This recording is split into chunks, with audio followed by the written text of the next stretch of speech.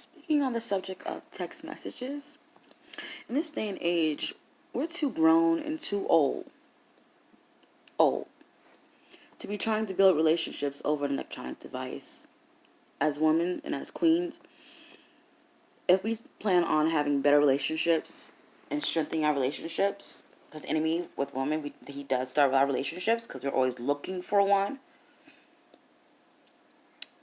We need to stop this lazy love of texts. Back then, they were not texting. There were phone calls, and what were they doing even before then? Either way, people were speaking face to face. They were courting. They were spending time in the physical, in the here and now moments, not moments over an electronic device. See, I'm going to need for you to call me, because I can't conversate with anyone completely at a level where you're supposed to be allowed into my life over a telephone. To me, that just doesn't make sense. After all the lessons I've learned in life, that doesn't make sense. How can we build something over a telephone? Like, speaking comes with energy and vibrations. I need to hear that. I need to hear pauses. I need to hear hesitation. I need to hear stammering. I need to hear a timeline, what we're talking about, and see if you're lying to me. I can sense that.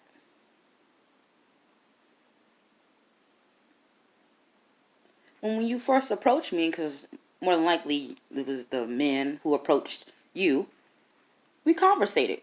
Could be brief, but you did get a telephone number. So my notification dings, but my phone doesn't ring, and you expect, and I'm not hard of hearing, but you expect me to swoon?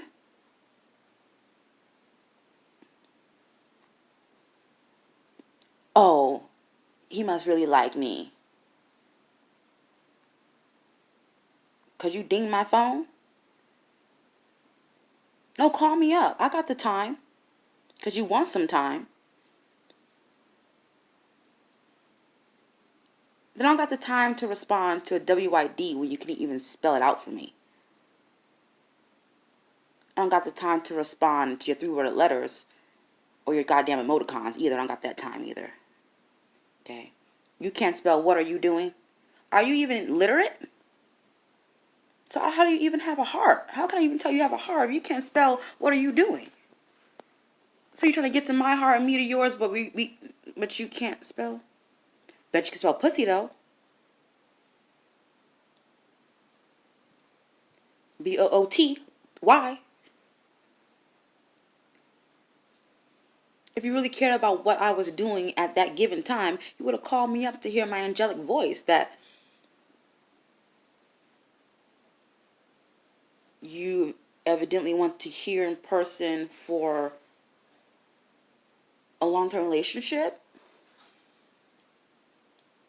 So let's put in perspective. If this is for a relationship, eventually you're going to be in my presence all the time. We're not going to conversate. You can sit next to me, we texting. Red flag right there. Big ass red flag right there. So you're courting me over text for 3 months. You know, that's the basis of our relationship, over text. And we accept that. We do. I accepted it. So we can't be mad when they don't follow through with the lies they say over a text message and it don't match up with actions in real life once you guys link up.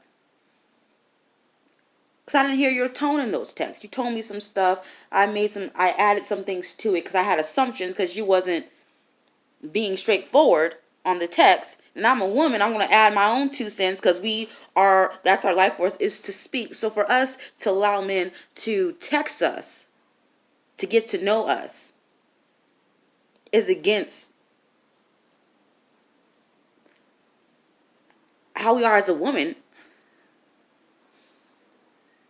at a cellular level. We must speak. We must voice ourselves. That is how we heal. That is how we get through things. I need to hear your voice. I need to hear vibrations in your voice. I need to see if it's vibing with mine.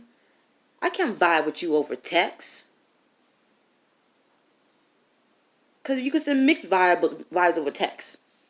And then we so caught up in the midst of this conversation, the excitement of this new relationship, and we start adding stuff and blindly passing over things that we notice in the text. But since we can't really see them face to face, to question them, to ask more questions, because sometimes they don't answer the questions, or they give three word sentence questions, 3-worded sentences as responses, then you're left saying, well, maybe, I don't know. And then something may cause alarm, but by the end of the text, and by next day, you done forgot about it. Because you didn't question him right then and there. Or got clarity. Or the little gut feeling, that's weird. Why didn't, or when they disappear for 45 minutes after you ask them a basic question.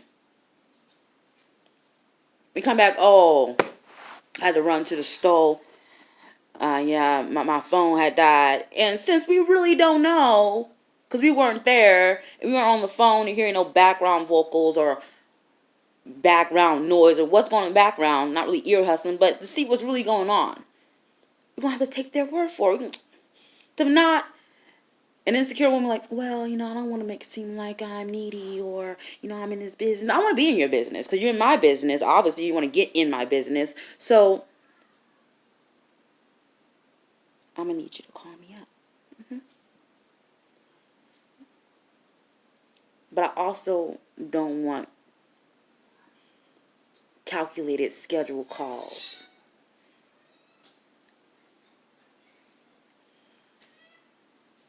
I want some random calls. And really all these calls, how much calling are we going to do? We need face-to-face meetings. So even on the phone, things can get janky. Because I need to read you. I need to read your responses. I need to look in your eyes. I need to see if you're averting your gaze.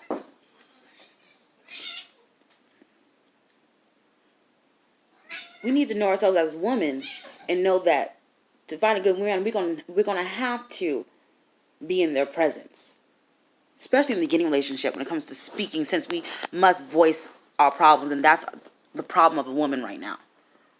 We have so much inside. Our mouths are so full. So we're not gonna let lazy lovers come in with some half-hearted conversation, because it's not full-hearted, because you can't be full-hearted over electronic device. There's no possible way. Unless you send me an email and an essay. That's different. A little bit.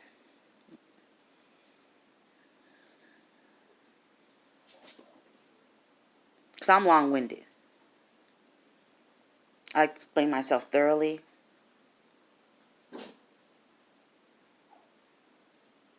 I also need to hear discrepancies in your stories. So this text message shit needs to really stop.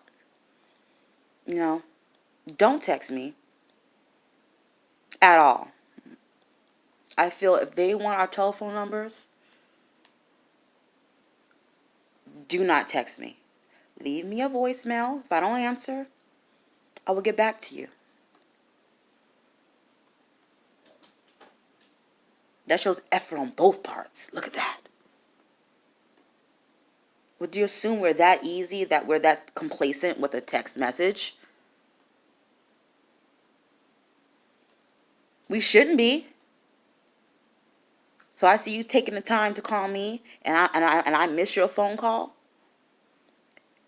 and I check my voicemail, or you text me afterward and say, call me back. That's how you text me. That's the only text I want. Call me when you get a chance. And I'll do the same. We got to keep that balance. So don't text me. Because if you eventually get the telephone number, we need to be clear. Do not text me. Because if I'm busy, then I shouldn't be texting you anyway. Let's save time to actually have quality time and focus on the conversations. At work, while you're answering calls or flipping burgers or doing this or whatever you're doing, so WID, you text and you flip a burger, that's half-hearted. That's not really into it. That's some, I'm bored and let's text, and it's nothing real there. Nothing with substance. You focus on your focus, I focus on my focus, then we focus on each other at that time. Later on in the day, let's schedule, okay, let's, after work, if you really want to get to know a woman, and women and queens, if you want them to get to really know you, don't accept lazy loving over text. That's all I'm saying. So don't text me. At all. You have to call me, write me letters, write me emails, if that, but I'm not responding to text. Any long conversation, that is have to be face to face, but I'm not texting. I'm boycotting that myself. Because I done fall into some traps with this texting shit. So don't text me. Don't text us.